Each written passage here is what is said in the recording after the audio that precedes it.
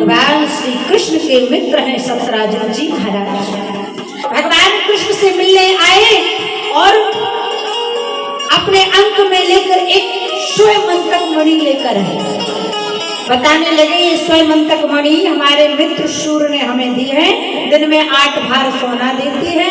बलदाऊ जी ने कहा एक काम करो महाराज, ये मणि बड़ी महंगी है, इसको द्वारकाधीश की तिजोरी में रखवा दो, कोई चोर डाकू ले जाएगा, फिर जब तुम्हें चाहिए तो ले लेना।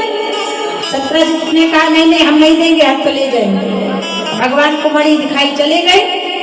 एक दिन सत्यराजित जी के भाई प्रसेन उस मणि को लेकर जंगल चले गए घूमने के लिए।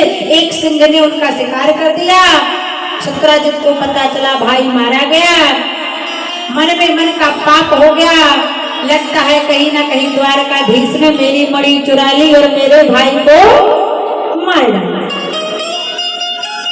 देखो शरीर से कोई पाप करोगे तो शरीर का पाप धुल जाएगा, लेकिन अगर मन का पाप करोगे तो मन का पाप कभी धुलता नहीं। सत्यराजित को मन का पाप हो गया। अब भगवान को पता चला कि मुझे मणि चोर कहा जा रहा है। भगवान ने कहा मैं माखन चोर हो सकता हूँ, चित चोर हो सकता हूँ, लेकिन मैं मणि चोर। अब भगवान चले मणि खोजने के लिए। सिंह ने शिकार किया प्रसेन का, वहीं पर मणि पड़ी थी। जामवंत जी ने चमकता हुआ पत्थर समझकर उठाया और अपनी बेटी जामवंती को दे दी। अब भगवान जंगल गए, अपनी सच्चाई का सबूत देने के लिए मणि ढूंढने के लिए गए। पद चिन्ह बने थे सिंह के, भगवान उन्हीं चिन्ह के सहारे गए तो देखा एक गुफा में ऋक्षराज जामवंत की बेटी जामवंती उस मणि से खेल रही है। भगवान ने कहा रे देवी ये मणि हमें दे दो, इससे हम अपनी सच्चाई साबित करेंगे। उसी समय जामवंत जी आ गए, बोले ऐसे कैसे दे दो, पहले दो हाथ करो। ये वही जामवंत हैं। बोले कौन? बोले जब रामादल और रावण दल का युद्ध हो रहा था तो यही वो जामवंत जी हैं। जामवंत मंत्री अति बूढ़ा। बोले ये वही जामवंत है। जब रामादल की और रावण दल की लड़ाई हो रही थी, युद्ध हो रहा था, राम जी से जामवंत जी बोले हे भगवान मैं भी दोनों हाथ करना चाहता हूँ। लक्ष्मण जी ने कहा हे जामवंत अभी मत लड़ो, तुम बुढ़े हो चुके हो, अगर एक हड्डी टूट गई तो फिर यहाँ कहीं वैद्य भी नहीं मिलेगा। जामवंत जी ने कहा मेरे अंदर भी लड़ाई की इच्छा हो रही है, युद्ध करने की इच्छा हो रही है और मेरे हाथों में खुजली हो रही है, मैं भी दो चार घूसा मारना चाहता हूँ रावण को। राम जी ने कहा तुम मत लड़ो, तुम बुजुर्ग हो गए हो, अगर लड़ने की इतनी इच्छा है तो द्वापर में मैं स्वयं आऊंगा, दोनों हाथ मेरे साथ ही कर लेना। तो ये वही जामवंत हैं। बोले जो यहाँ बजरंग चौक के महावीर बैठे हुए हैं ना, इनको सूर्य भगवान ने श्राप दिया था कि तुम्हें अपने बल का ज्ञान ना रहेगा, शून्य हो जाओगे। तो ये वही जामवंत हैं जिन्होंने संकट मोचन महाबली को जगाया था और कहा था कि कबने सुकाज कठिन जगवा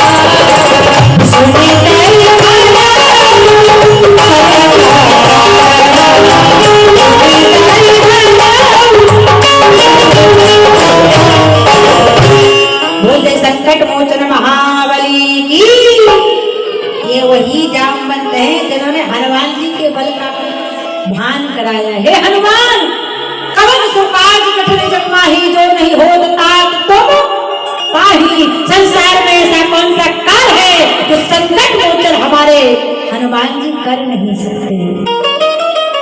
जैसे ही बल का भान हुआ, तुरंत ही हनुमान जी महाराज सोनतई भयउ कर्णताकारा, रुद्राकार शरीर लिया हनुमान जी ने। बोलो हनुमान जी महाराज की। ये वही जामवंत है। भगवान ने कहा इससे हमारी ईमानदारी का सबूत मिलेगा, इसलिए महाराज आप ये मणि हमें दे दें। जामवंत जी ने कहा पहले दो हाथ हो जाए, जो जीतेगा मणि उसे मिलेगी। और जैसे ही 7 दिन तक जामवंत जी का और भगवान का युद्ध चला, 7वें दिन भगवान ने एक घूसा जैसे माथे पर मारा, जामवंत जी को सारा खेल समझ में आ गया। राम रूप में दर्शन हुआ, चरणों में गिर गए जामवंत जी। हे महा, हे रघुराज जी, मैं पहचान गया। अब आप एक काम करो, मैंने ये मणि अपनी बेटी को दे दी है, तो इस मणि को आप ले लो और मेरी बेटी को भी स्वीकार कर लो। जामवंती जी का विवाह भगवान से करा। अब भगवान की कितनी पत्नी हो गई? 2। अब भगवान मणि लेकर सत्यराजित के पास पहुंचे। ए भैया देखो, मैंने मणि नहीं चोरी की थी, ये है तुम्हारी मणि, लेकर आया मैं। सत्यराजित लज्जा से पानी पानी होकर गिर पड़ा। हे महाराज, गलती क्षमा कर दो, अब ये मणि भी आप रखो और मेरी बेटी सत्यभामा को भी आप रखो। तो भगवान के कितने विवाह हो गए? 3। ऐसे करके भगवान की 8 पटरानियां हैं। कितनी? यमुना मैया कालिंदी तपस्या कर रही, हमने भी भगवान को वर्णन किया। 8 पटरानी, रुक्मिणी, सत्यभामा, जामवंती और मित्रविंदा, सत्याभद्रा, लक्ष्मणा और कालिंदी। ये भगवान की 8 पटरानियां हैं।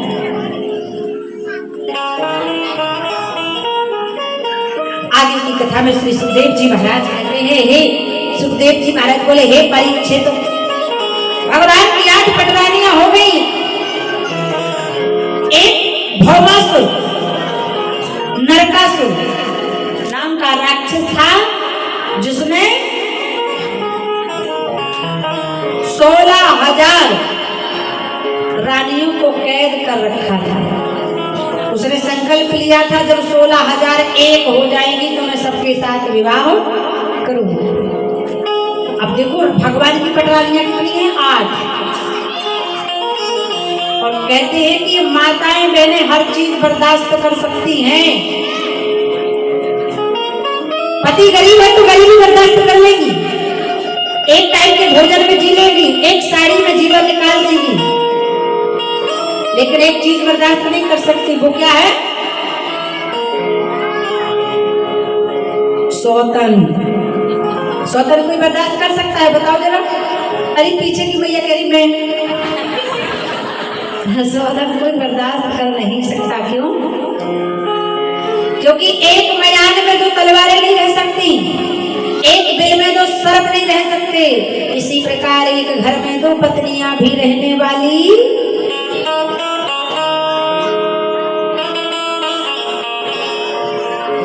16,001 रानियों को भौमासुर कैद करके रखा था। सारी रानियां कैद में थी। उसी समय भगवान सत्यभामा जी को लेकर गए और नरकासुर भौमासुर की सभा में गए और भगवान ने भौमासुर से युद्ध किया। युद्ध में आज भगवान ने भौमासुर नरकासुर का वध कर दिया। बोलो द्वारिकाधीश भगवान की। 16,000 रानियों को भगवान ने गेट खोलकर बड़ी कर दिया। भगवान ने कहा जाओ अपने अपने घर चली जाओ। सारी रानियां रोने लगी, कहने लगी हे नाथ, हम लड़की हैं, बेटी हैं, और बेटी एक घड़े के समान होती है। बेटा घर से कहीं भी रहा आए उसके चरित्र पर कोई संदेह नहीं, लेकिन बेटी अगर रात भर गायब हो जाए तो उसके चरित्र पर उंगलियां खड़ी हो जाती हैं। और हम तो कई वर्षों से इसकी कैद में, अगर अब हम अपने घर गए तो ना माता पिता स्वीकार करेंगे, न समाज स्वीकार करेगा, अलावा दूसरा है कि हम वेश्यावृत्ति अपना लेंगे। सारी रानियां रोने लगी, भगवान से पुकार करने लगी कि मेरा कोई न सहारा बिन तेरे, ओ घनश्याम सवरिया मेरे। हे भगवान, आपके समान अब दूसरा कोई राजा नहीं है, और आप बोल रहे हो कि चली जाओ तो चले जाते हैं, लेकिन हम घर नहीं जाएंगे, या मर जाएंगे या वेश्यावृत्ति को अपना लेंगे। भगवान कहते हैं तो सुनो, जिसका कोई नहीं होता उसका द्वारकाधीश होता है। मोह को कहाँ तू ढूंढे रे बंदे, मैं तो तेरे पास हूँ।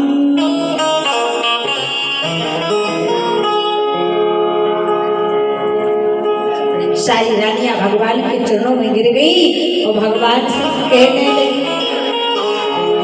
मुझे अपने ही रंग में रंग ले। सारी गोपियां कहती हैं कि मेरे बाके बिहारी पिया, चुरा दिल मेरा लिया।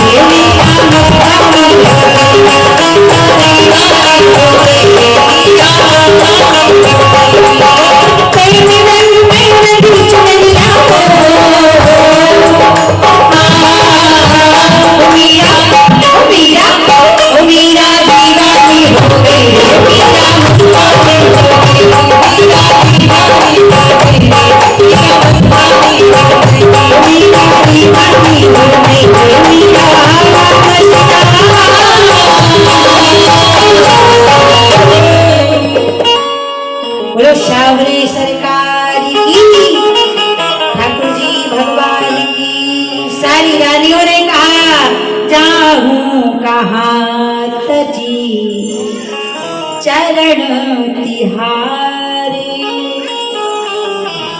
अब भगवान भी एक कदम बढ़ गए, एक डोर खींचे दूजा।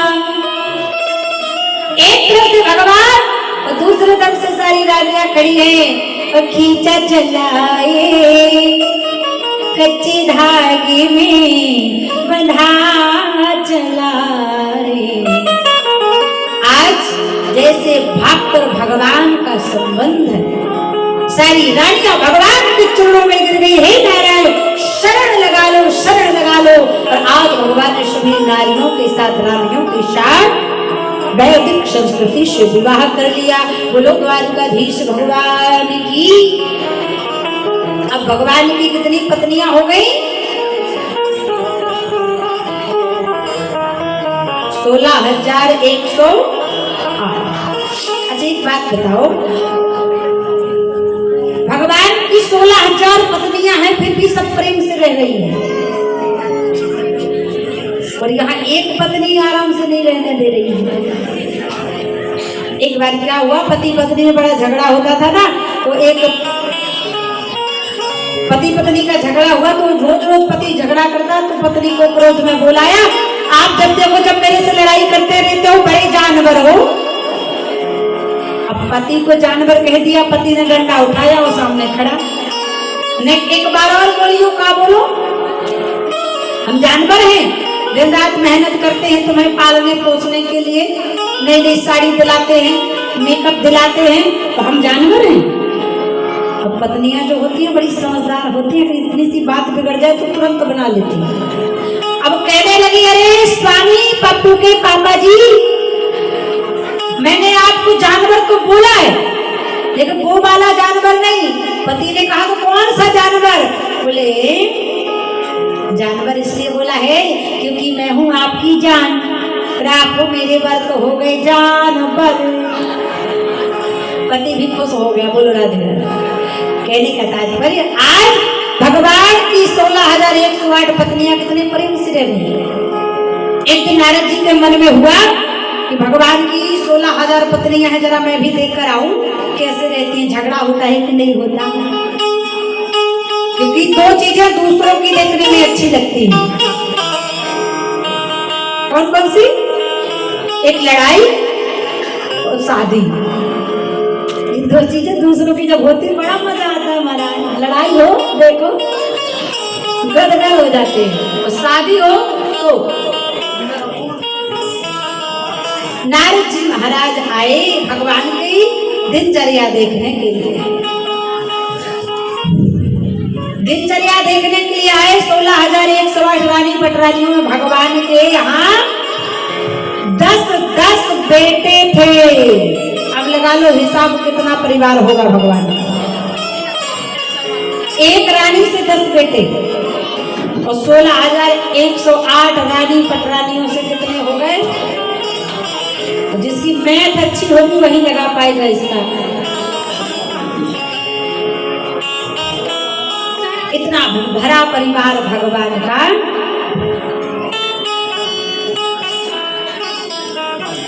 जैसे भक्त केवट था ना, भक्त केवट कितना अनुयायी था भगवान का। गंगा के घाट पर राम जी को खड़ा करके इतना परेशान करा, इतना परेशान करा कि भगवान ने नाव मांगी, लेकिन उसने नाव नहीं दी। उल्टा भगवान से ये कहता रहा, आप गंगा के घाट पर खड़े रहो, मैं नाव नहीं दूंगा। बोले क्यों?